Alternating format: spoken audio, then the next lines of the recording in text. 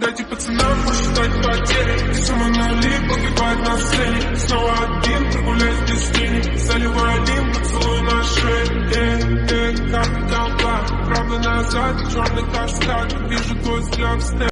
Hello students, कैसे हो आप सभी लोग। मैं हूं ललित सर और स्वागत है आप सभी का मेरे इस YouTube channel power of physics bye Lalit sir में। तो बेटा लास्ट अपने ठीक है क्वेश्चन नंबर 3, 4, 5 के बाद क्वेश्चन नंबर 6, 7 कंप्लीट हो गए थे। आज अपन आगे के 3 क्वेश्चन को डिस्कस करने आए हैं। Question number 8, question number 9, question number 10। तो याद है ना सभी को, चैप्टर 5 चल रहा है, बैक क्वेश्चंस ऑफ एनसीईआरटी। ठीक है, तो 8वां, 9वां, 10वां क्वेश्चन आज अपन डिस्कस करने वाले हैं। सभी बच्चे अपनी बुक और पेन कॉपी साथ में लेके बैठ जाइए और आपका क्वेश्चन नंबर 5.8 आपकी स्क्रीन पे देखो। एक परिनालिका जिसमें पास पास कितने फेरे लपेटे गए हैं, 2000 फेरे लपेटे गए हैं। तो देखो क्वेश्चन नंबर 5.8, क्वेश्चन नंबर 5.8 किसका है बेटा क्वेश्चन? एनसीईआरटी का है। तो देखो क्या बोल रहा है, कितने फेरे लपेटे गए हैं भाई? 2000 फेरे लपेटे गए हैं, है ना। तथा जिसमें अनुप्रस्थ काट का क्षेत्रफल कितना है? अनुप्रस्थ काट का क्षेत्रफल 1.6 गुणा 10 की घात -4 मीटर स्क्वायर। चलो ए भी अपन को दे दिया।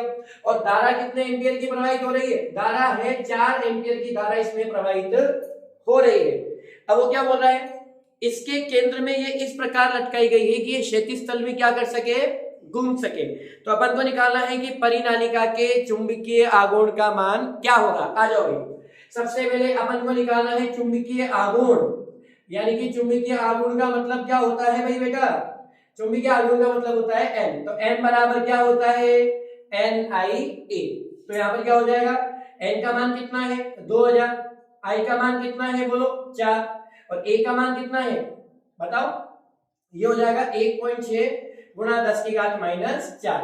अब इसमें एक मजे की बात देखो, देखो 10 की घात -4 हो गया और इसको a से कर सकते हैं क्या भाई? 2 को 4 से गुणा कर लो, कितना हो गया? 8 हो गया, है ना। इसको 1.6 से गुणा कर लो और इधर कितना बच गया? 10 की घात, देखो 3 0 तो ये, और 10 की घात -4, तो 10 की घात -1 बचेगा।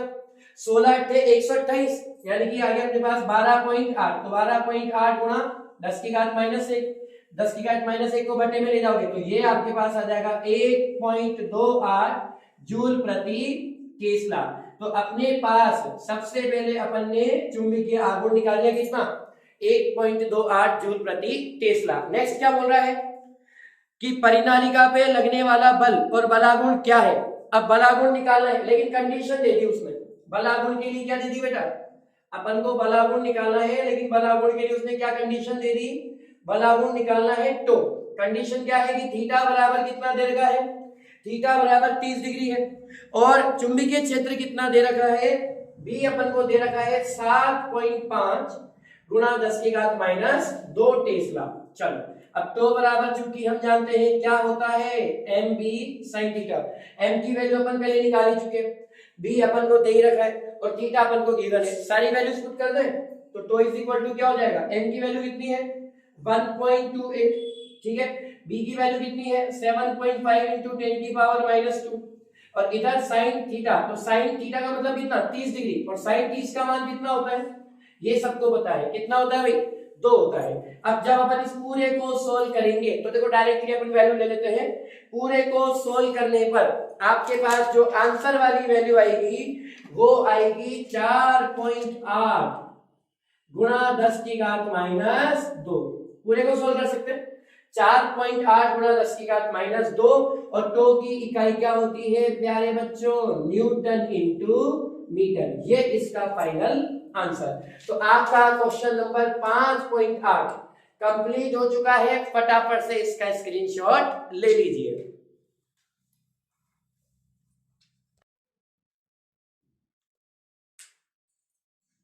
तो अपना क्वेश्चन नंबर 5.8 कंप्लीट। आ जाओ क्वेश्चन नंबर 5.9 पे। तो एनसीईआरटी का क्वेश्चन नंबर 5.9, इसको एक बार अपन देख लेते हैं।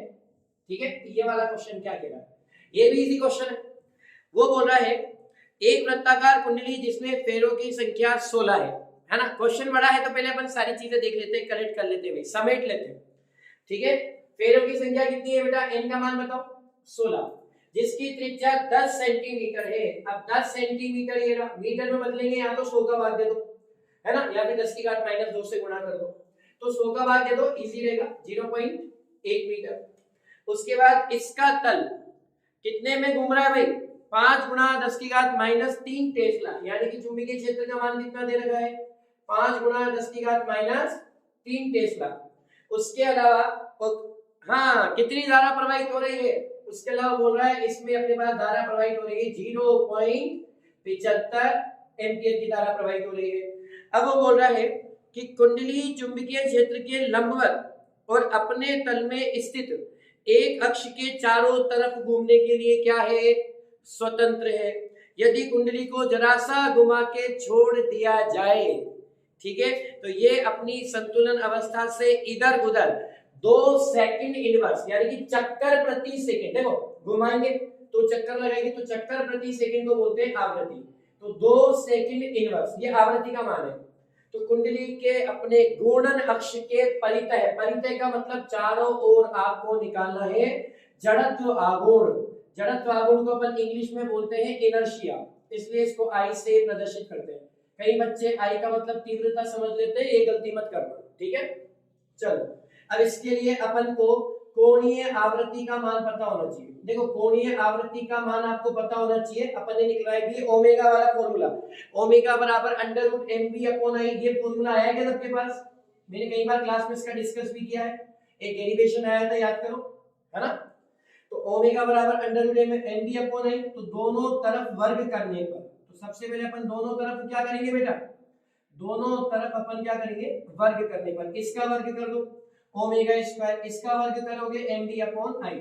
अच्छा चूंकि हम जानते हैं ओमेगा बराबर क्या होता है बेटा 2πf, तो ओमेगा स्क्वायर की जगह यहाँ पे लिख देंगे 2πf का whole square is equal to mv/i।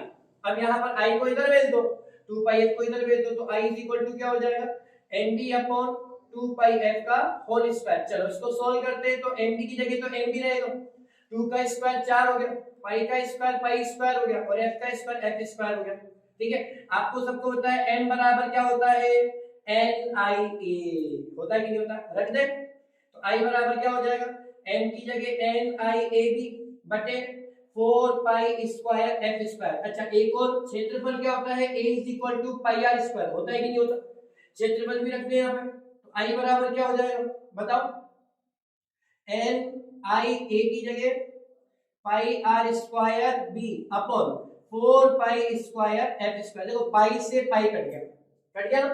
अब इसको आगे समस्त ज्ञात मान इसके अंदर रख देते हैं, तो सबसे पहले तो n का मान रखिए, n का मान कितना 16, i का मान कितना 0.75, ठीक है।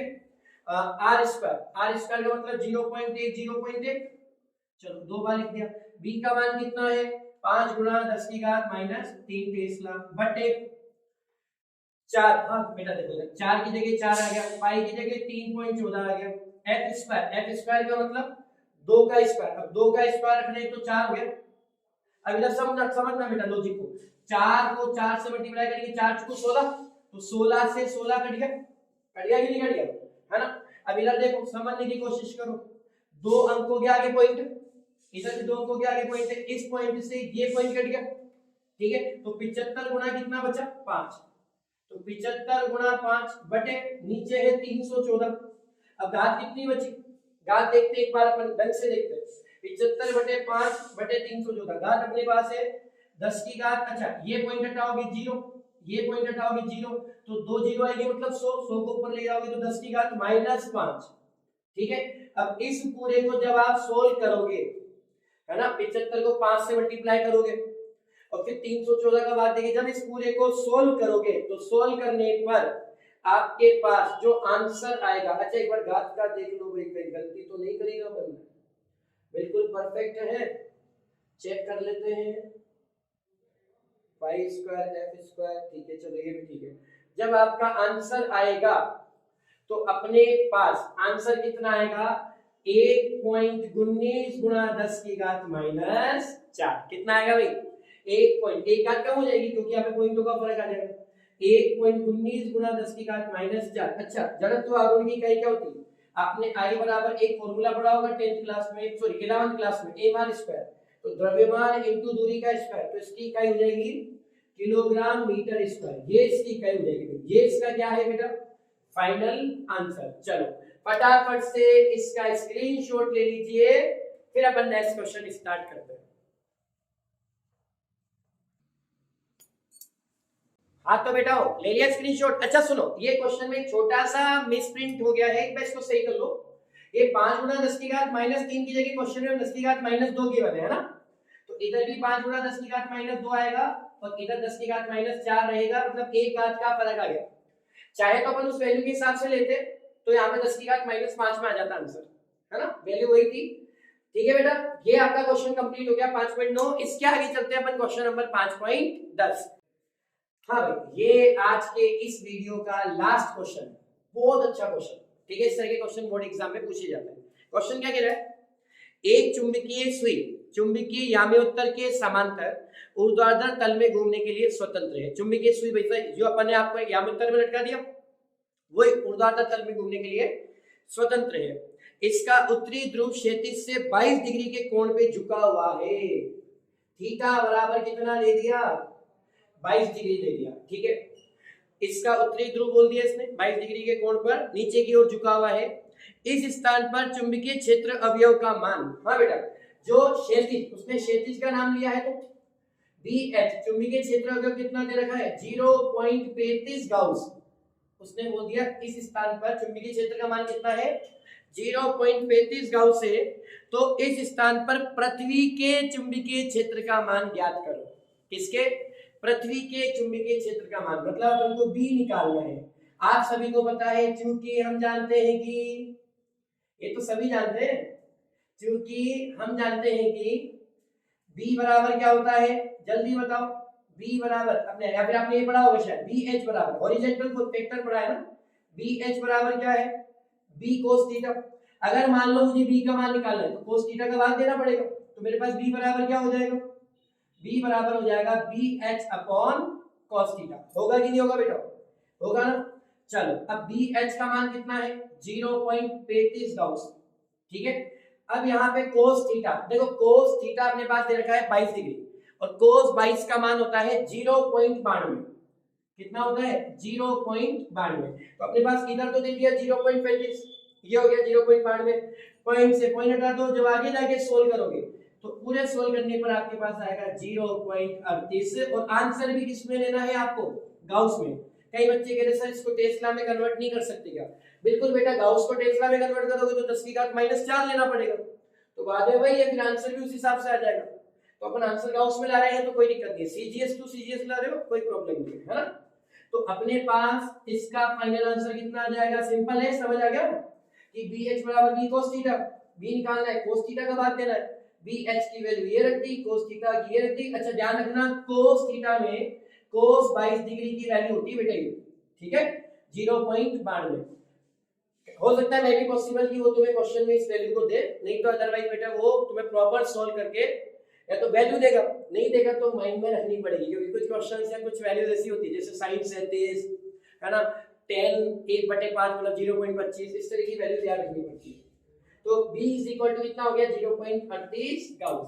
तो ये अपना आज का तीसरा वाला क्वेश्चन भी कंप्लीट हो गया। ठीक है, तो प्यारे बच्चों आज के इस वीडियो में एंड तक बने रहने के लिए बहुत बहुत धन्यवाद।